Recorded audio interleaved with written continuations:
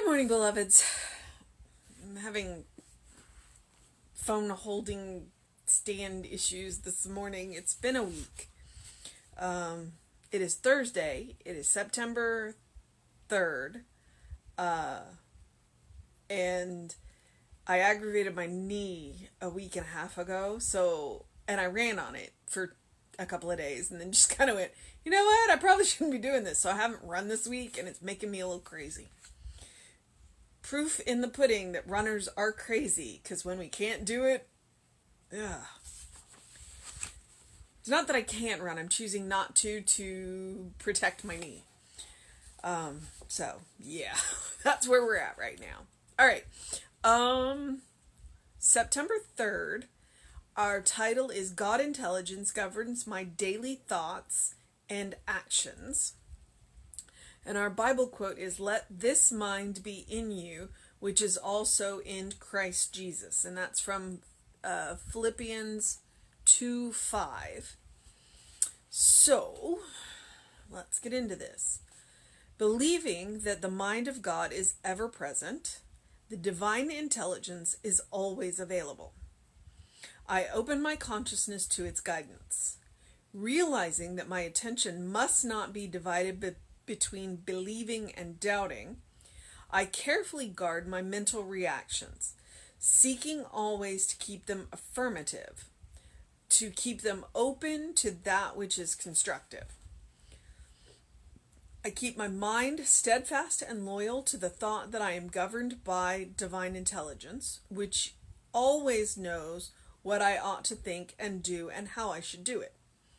I feel that I am compelled to make right and constructive decisions, that I am impelled to right action, that there is something within me that always knows how to think and how to act. Daily, I reassure myself of this divine fact and affirm that the intelligence that governs all things governs me, that the life that flows through everything flows through me, that there is one mind, which is God, and this mind is my mind. I believe that this mind is the source of inspiration, as well as energy and action, as well as illumination.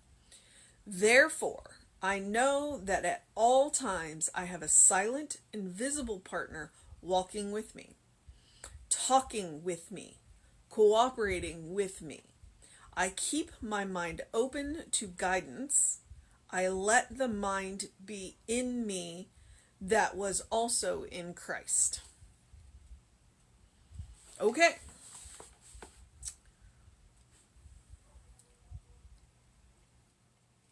I had a thought at the very beginning of this, and now I don't remember what it was. I'll figure it out.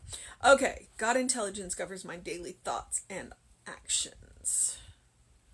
Okay, so it is the month of expectancy. So what are we expecting? We are expecting, good, believing that the mind of God is ever present, that divine intelligence is always available. I open my consciousness to its guidance. Oh, that's what it was. Okay, I remember.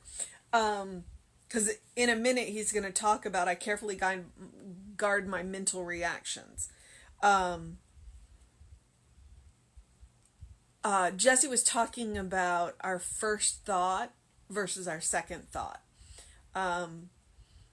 So when we react to things, and there's a difference between reacting and responding, because when you respond to something, you've taken a moment, whatever time frame you want that to be, to consider how you are going to respond. Whereas a reaction is generally coming from unconscious, subconscious habits. A reaction is when you don't take a minute to consider what your actions are. And a response can also be informed by habits. So one of the things that Jesse said, which made a lot of us feel a whole lot better, is when something happens and the first thought that pops into your head is if it's negative, don't beat yourself up about that, because frequently what happens is the first thing that pops into our head is what society has taught us. Society, religion, culture, all of those. It's what it's those external forces. That's typically what our first reaction is. What's important is your second thought. So, and the more work that you do, the more, good and affirming habits that you build into your, basic structure, the more likely you are to have your first thought to be more positive. But if it's not, just let it go. Just remember that is that's not who you are. Your second thought is generally much more of who you are. So if your second thought is still negative and not exactly positive, you clearly have more work to do. But if your first thought is negative and your second thought is positive, you've done a lot of your work. You've done a lot of work. You can continue to work on yourself to improve that first thought reaction. But it's not who you are. So when we're doing all of this kind of work, bear in mind that your first thought isn't necessarily you. It is who you have been told you are. All right. Okay. So believing that the mind of God is ever present, that is science of mind. The divine intelligence is always available. It is always available. We need to make the effort to ask. We need to make the effort to open ourselves up, which is one of the reasons why Ernest is all about ask for what you want. And, open up, be consciously available to this. It's always available to you, but you have to let it in. So I open my consciousness to its guidance, realizing that my attention must not be divided between believing and doubting. Where your attention is, that's where your power goes. So are you going to focus on the doubt, or are you going to focus on the belief? I carefully guard my mental reactions, seeking always to keep them affirmative, to keep them open to that which is constructive, to keep them open to life. And so that's what I'm saying. The more work we do, the more likely our first reaction is going to be positive. But if it's not, that's okay. What's your second thought? What is your second reaction? What is your second? When you have a chance to stop and consider, even if it's momentary, quantum time frame there, then that's a response. And if you build in the positive life affirming habits, then even when you react, you're more likely to react in a positive way. I keep my mind steadfast and loyal to the thought that I am governed by divine intelligence. So we're focusing on that divine intelligence. We recognize that it is, 1, there, 2, available, and 3, ours to use. So I'm governed by divine intelligence, which always knows what I ought to think and do and how I should do it. That can be a little scary. Okay, we've got this divine intelligence. But then that's when we have to let go of the personality of God. That God is not that old man sitting in a chair with a big book, accounting, that's not what God is. God is a patterning intelligence, not a patterning personality. That divine intelligence is not going to judge you, but that divine intelligence is going to push you into life. Life affirming. That's what that is. I feel that I am compelled to make the right and constructive decisions, that I am impelled to right action, and that there is, so I'm impelled because I'm following life, I'm following love, I'm following good. So when I say that I'm impelled in a positive way. I'm impelled to follow those good impulses because it's life affirming and it feels good. And don't we all want to feel good? So he's using very strong language. Don't let that throw you into feeling like you're being controlled. It's not. It's just the universe is always moving towards life. And sometimes we feel a little bit towards chaos, but there's life in chaos. Okay. That there is something within me that always knows how to think and how to act. So frequently we'll hit that. Frequently I say that. Okay, we hit those points where we don't know what to think, we don't know what to feel, but we know something that does. It's like, I don't know how to handle this. I don't know what to think. I don't know how to act. Well, there's something that does. Are we willing to open up and accept the guidance from within? So daily, I reassure myself of this divine fact and affirm that the intelligence that governs all things governs me. So daily, I reassure myself. That's what this is. The 365. Daily reassurance that this is all good. That this stuff works. That the divine intelligence is there. And we have access to it and the ability to use it. That life flows through everything. That the life that flows through everything flows through me. There is nowhere that God is not. God is constantly flowing through absolutely everything, including you. Always. The question is what degree are you allowing God to flow through you? There is one mind, which is God, and this mind is my mind. I encompass a tiny, that's why I like to use the word splinter. I encompass a tiny splinter of this mind. But with that tiny splinter, I have access to the entire mind. If I'm willing to open myself up that much. I can accept as much as I'm willing and no more.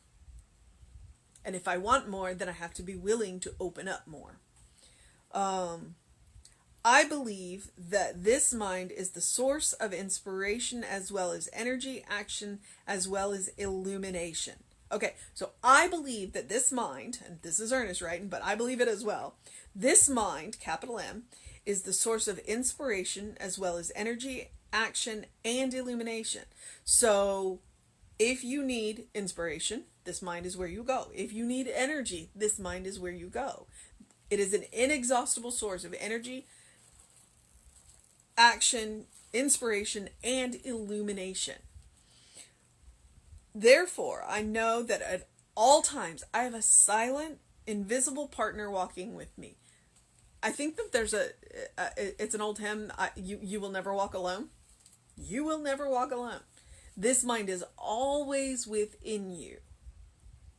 If you are willing and open to it, to use it. It's there. Are you willing to use it? So I have a silent, invisible partner walking with me, talking with me, cooperating with me. I have to cooperate with it. It's always willing to cooperate with me. Am I willing to cooperate with it? I keep my mind open to guidance. Always. I keep my mind and my heart open to the guidance. I let that mind be in me that was also in Christ. So, our mission, should we choose to accept it today? There's so many. This one's full. I mean, our mission, should we choose to accept it? I'm going to go with this one today, because you could choose any mission out of here. So our mission, should we choose to accept it, is to realize that our attention must not be divided between believing and doubting. Our mission is to recognize and reassure ourselves daily that the divine intelligence is ours to use. And focus our attention on that and know that it is always available. All right, so I'm going to move into the process of my day, and I'm going to encourage you to do something loving for yourself, do something kind for yourself, do something compassionate for yourself, whatever that looks like to you. we're looking at about a week we might get a break in the weather, so definitely continue to drink plenty of water. Hydration is good. And then know that you are the beloved child of God in whom Spirit is well pleased. And as always, I encourage you to open your windows and get a breath of fresh air. Open the windows of your soul and allow that breath of heaven to blow through you, so that divine intelligence is coming from heaven. That's all around you, always. Okay. And there, the words are gone. I'm done. My divine intelligence is... Move on, Lisa. So, have a fantastic day and know that you are... Yeah. Oh gosh, I just need to get off. All right. Reverend David will be on with you around 5 p.m. today. I will be back with you at 9 a.m. And clearly I have lost my mind today. All right, beloveds. Have a fantastic day. I see you, Cleopatra. Thank you very much. Have a wonderful day, beloveds.